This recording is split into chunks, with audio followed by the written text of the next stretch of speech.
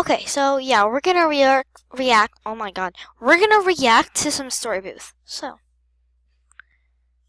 story. Oh my god, I can't freaking spell. Oh my god, bopoth, bopoth, bopoth. Really, story bopoth? Oh my god. Okay, so I already did this. Story booth. The heck? Okay then. Well, my mom is no. Label of smart clothes. Okay, let's react to this. Hold on. Okay. Story booth. Real stories animated. Sorry, it's blurry. I'm 13 in the 8th grade, and starting around 4th or 5th grade, when the work started getting harder, quote unquote, was when I was labeled a smart kid. I guess meaning I was better and faster at finishing work, and let's just say I hate it. Number 1. When you're labeled a smart kid, you're expected to do the things no one else wants to do. For example, if the teacher says, "Oh, who's a good reader? Oh, who can answer this problem?" and no one wanting to do it, your name is probably gonna get called. And not by teachers, just the students. "Oh, make Jay do it. Oh, make this person do it. Oh, make that person do that. Oh, this person can do it." Like, if I don't want to do it, I don't want to do it, so don't make me do it. Number 2, cheating. Now, I am not no angel goddess, but I think it's really annoying when I'm trying to finish my work and someone's like, hey, what's the answers? What are we doing? Hey, I need to cheat. What? Like, dude, chill out. I mean, we have a due date. It's not like you have to finish it right at that second, so calm down. Number 3, expectation. Now, an expectation as a smart kid is pretty tricky because you're expected to learn and know everything. For example, just about a week ago, I was working with my partner and we had to do stations. So basically, once you finish like one station, you move on to the next station. And me and my partner were on station 3. And one of the boys were on like station 5 or something. So they were ahead of us. And one of the boys were like, "Wow, I thought you were smarter than that." Bruh, seriously, what the hell is that supposed to mean? You thought I was smarter than that? What is that? And what makes you think I'm a genius, okay? And number 4, born a baby genius. I don't like it when people think that just because I'm smart, I don't work hard. And I just hate it when people are like, "You're smart, so you obviously would get 100%. People act like I don't work hard for things, that I don't try to strive for straight A's. Like, do you know how much pressure I put on myself? I put more pressure on myself than my parents do, bruh. So, when you label someone a smart kid, just remember they are trying their hardest too. So, just remember that. Okay, so that was pretty. Wow. Well, basically, that moral of the story is like, don't expect someone to do something. Like, don't think that if they're smart, they can do everything for you. Like, don't make them do your homework and stuff like that. Don't copy it. That's like actually bad because teachers can catch you in the act, and then you'll get in like really big trouble. I don't know. I've never cheated, but I'm not lying. But I have seen someone cheating before in my class. So yeah. But like, it's kind of bullying her because like, they think they're smart. I mean, she was smart, like really smart. So what am I trying to say? They were like saying that she doesn't need to study, she's not working hard. That's not true. Like, she is smart because she studies a lot. She pays attention in class. And maybe she doesn't need to study because she's really smart. But yeah, so yeah. Alright, let's look at another one. Okay. We'd like to thank VPings for sponsoring this story. VPings is an exciting free video wallpaper app available for Android and iOS devices. The heck? Make Oh my sure to God. download the app in the Google Play or App Store today so your story always comes to life. I'm paralyzed. Being paralyzed feels like you're glued to a wheelchair that you can't get out of. When I was in elementary school, it was always hard for me to fit in because there were kids that could run, walk, and do those other things that I couldn't do. When they played sports, I always watched them sitting on the porch because I couldn't play with them, and I felt so lonely in those times. I had wonderful teachers who were always there to support me and comfort me. When I was down, they always told me to follow my own path because I was human. When I was 14, my parents and I decided to move to Budapest. We found a school that there were a bunch of paralyzed children just like me. It was like a light at the end of my tunnel. I loved this school because it was like a dream come true where I could finally enjoy myself. I made a lot of friends and they saw my English talent because I'm Hungarian and they were just like amazed how I could speak English just now.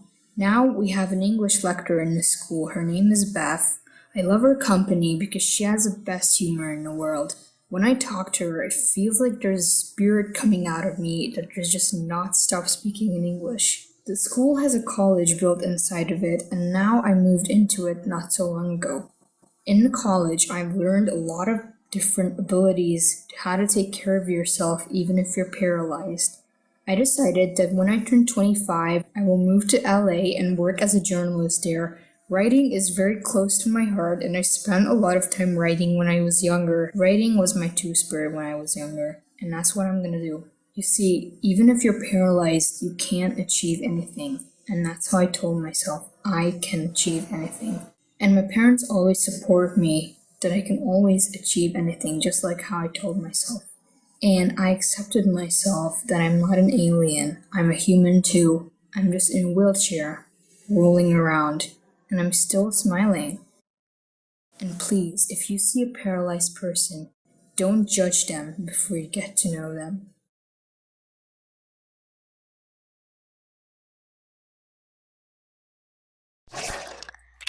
Well, I don't think there's really a moral to that story, but it's like at the end when she said like if you see a paralyzed person, don't make fun of them, like help them, get to know them. Uh, so yeah, and I don't know, but like the moral of the story is like don't give up even if like you have um a mental illness or something and like you can't do certain things.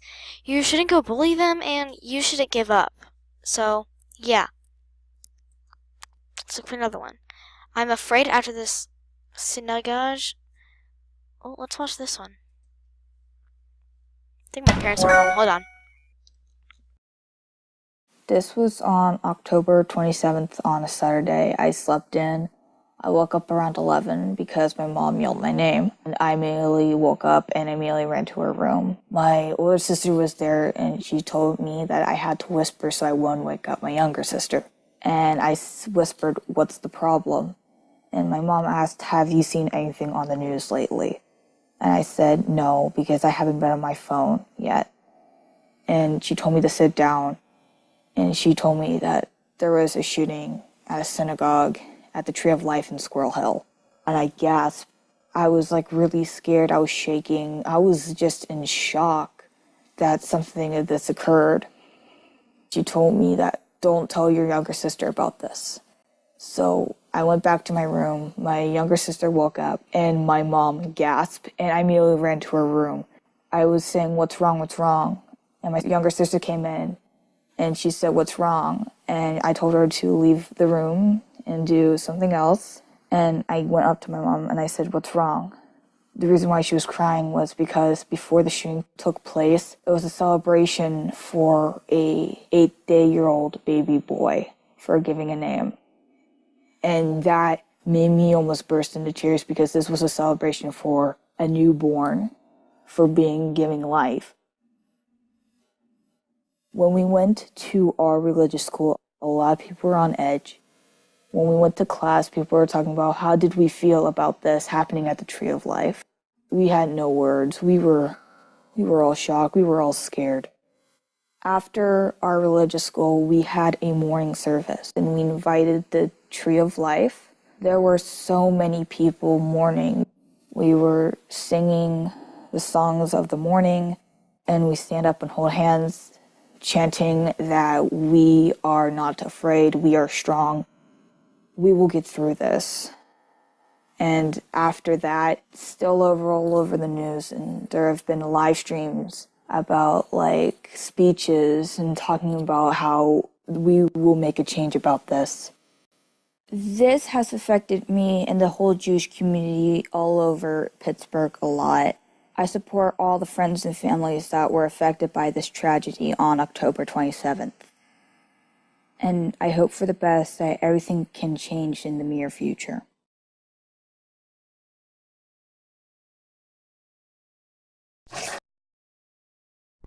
I never knew about that shooting, but like that's really scary that they were like celebrating for a newborn. Maybe I don't even know. Maybe the newborn died. I hope not, but I don't know. But well,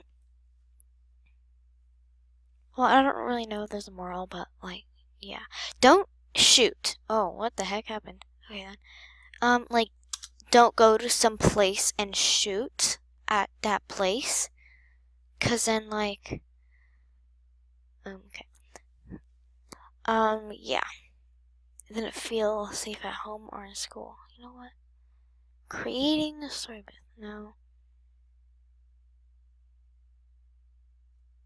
Seeking out my house. Yeah, let's watch this. You shouldn't have to pay to spend your own money. Oh my Luckily, God. there's free checking from Desert Financial with no monthly service.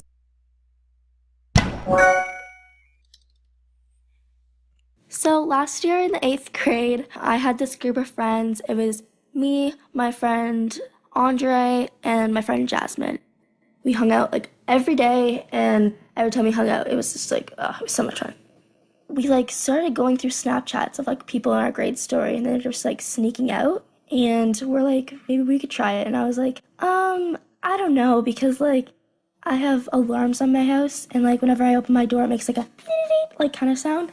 And like at night we have to like put in a code, and then like it makes a noise if you like open any like door or anything. So I was like, I don't think I can. And then one of my friends was like, maybe if you try opening the upstairs window. So I tried it like with the alarms on, and it didn't make a noise. And I was like, oh my God, how am I gonna get out through a window?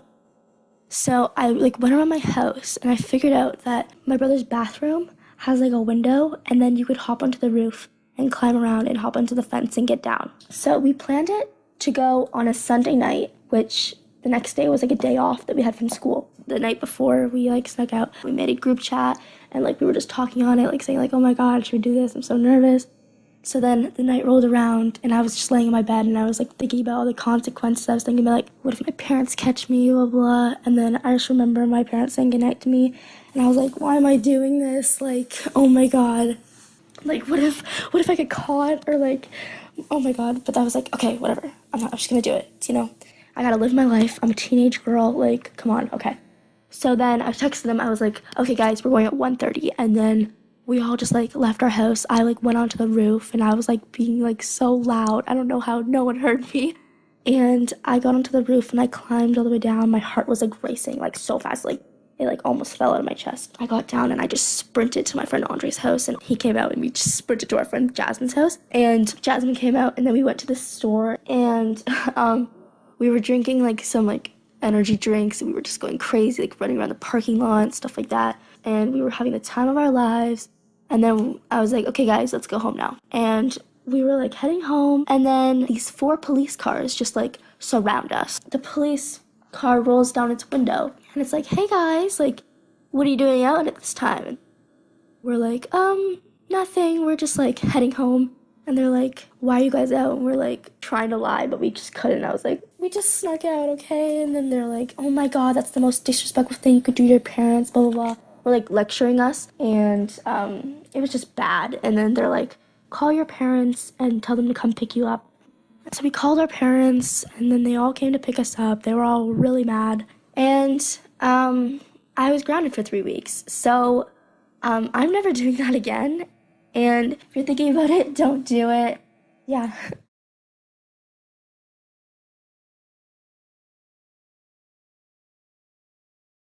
Well, there's a moral right there.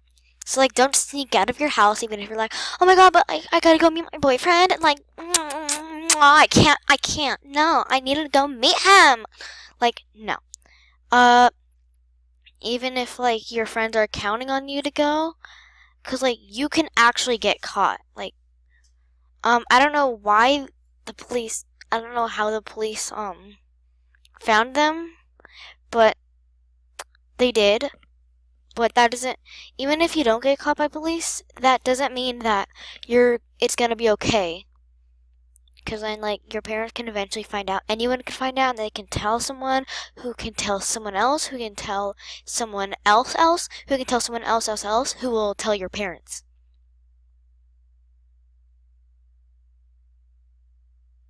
Okay, next one. Next video. Okay, so this is gonna be the last one. Wow, reacting to Storybooth. Okay, my family got robbed because I posted too much.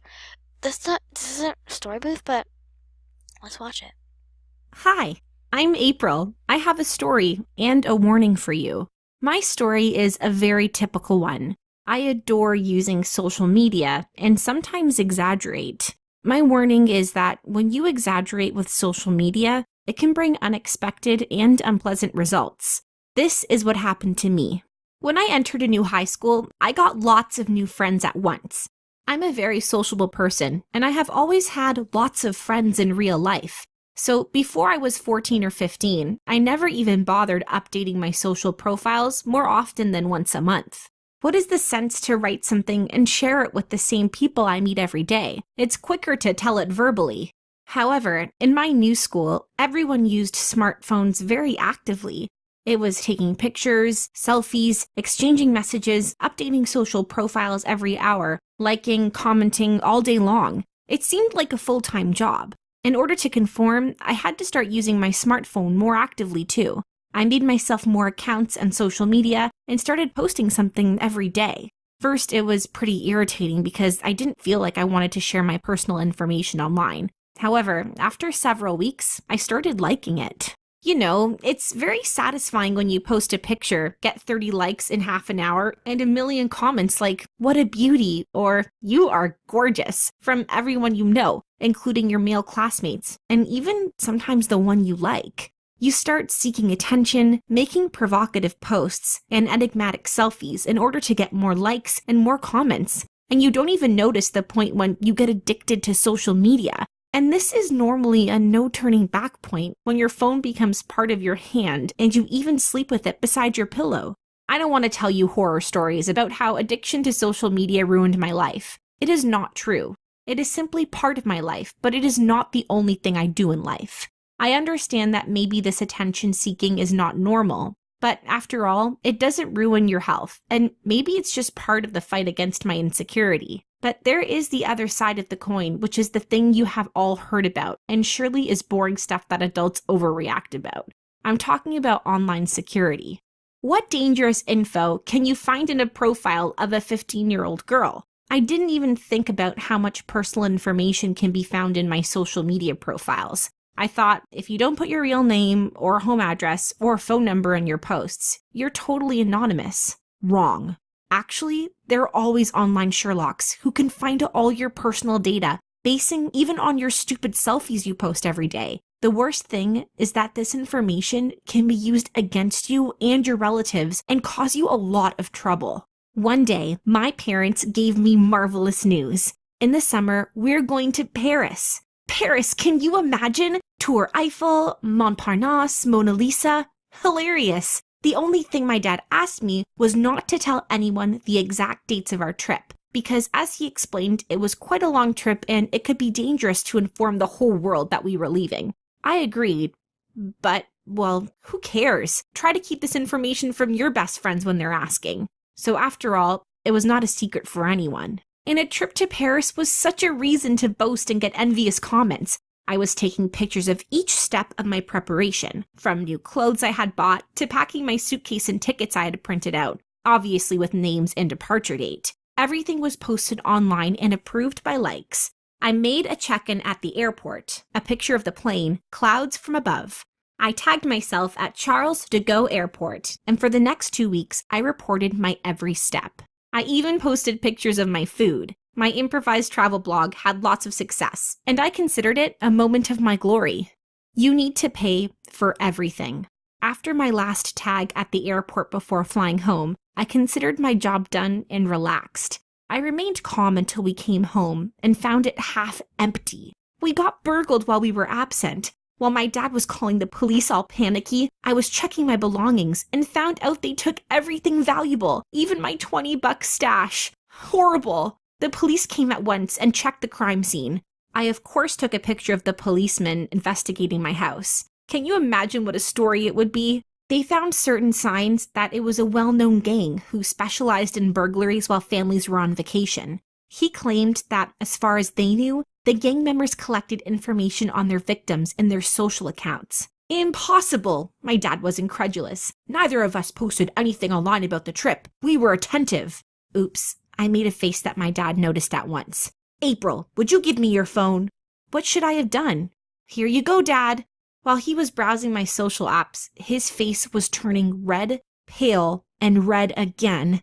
I was trying to turn invisible without any success. That was the first time my dad called me an idiot. And what was worse, I agreed. Unfortunately, it didn't end well. They haven't found the gang so far, but at least I have learned the lesson, which is not posting personal stuff online. Don't. Just don't. If you know someone who is addicted to social media, spread a word. Subscribe to this channel to get more useful stories like mine.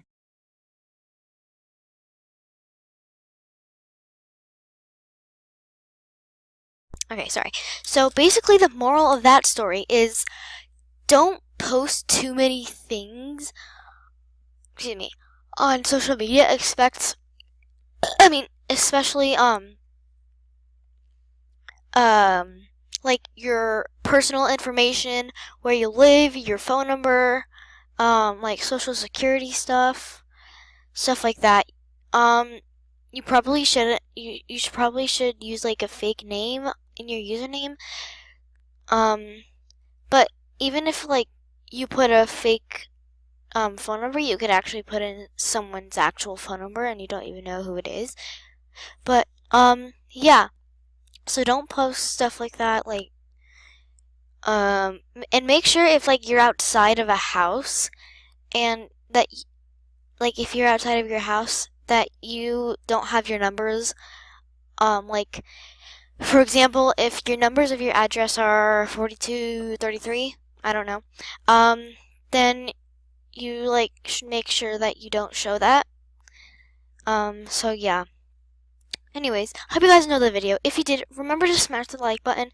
Comment down what your favorite story was, and I'll see you guys in the next video. Peace out. With